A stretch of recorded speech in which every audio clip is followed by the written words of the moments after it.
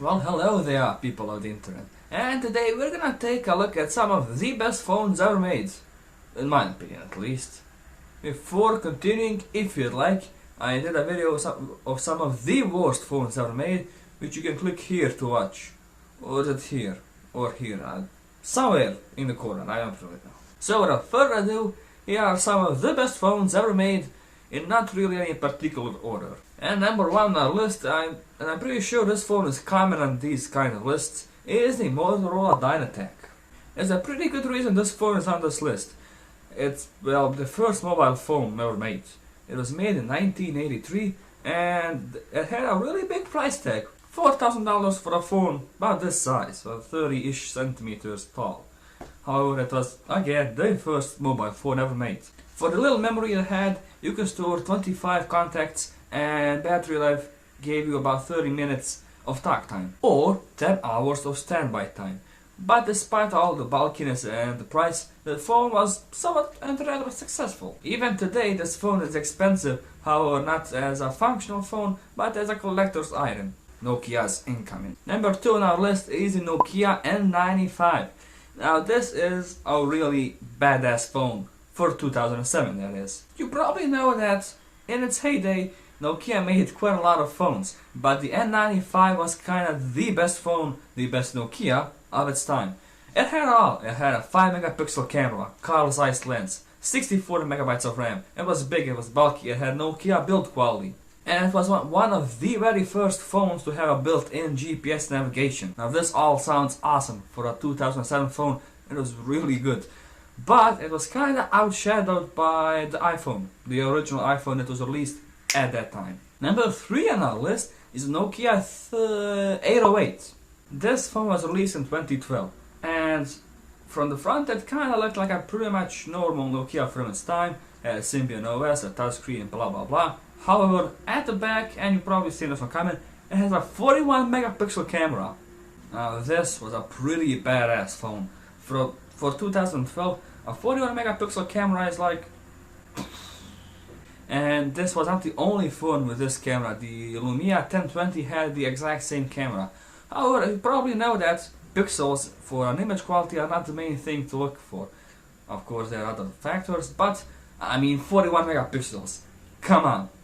I remember my friend bought the phone brand new and holy hell.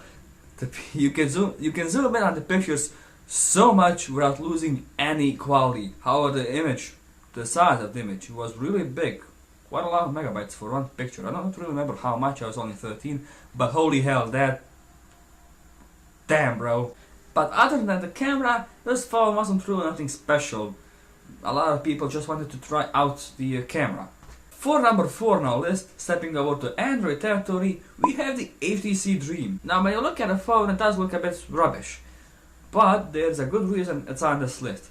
Just like the Dynatec was a big thing, the HTC Dream is a big thing because it was the very first phone to run Google's OS, Android. It was running Android 1.6. It had a 3.2 inch screen. It had a 528 MHz CPU. It had 192 megabytes of RAM. But despite all these facts and rather crappy, well I mean it's crappy because the phone was really old.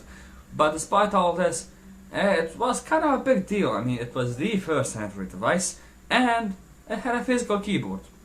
That's something. And last on this list is the Samsung Galaxy S3. Now, this phone was released a long time ago, relatively speaking, but despite that, it's still very popular, at least where I live.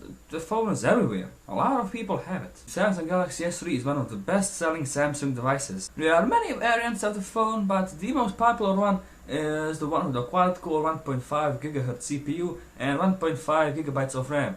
And correct me if I'm wrong, but that's the Samsung Galaxy S3 Neo? No? Is that it? I don't know. I never had this device. By today's standard, that kind of falls into the mid to low-end category. However, many people still use it. I mean, at least where I live, a lot of my friends have it, and I've seen it a lot in the streets. I mean, you can officially upgrade this phone to Android 4.4.4 KitKat, but thanks to the awesome community, you can upgrade this phone unofficially to Android 6 using a lot of mods and doohickeys from XDA developers. So that's it for this video.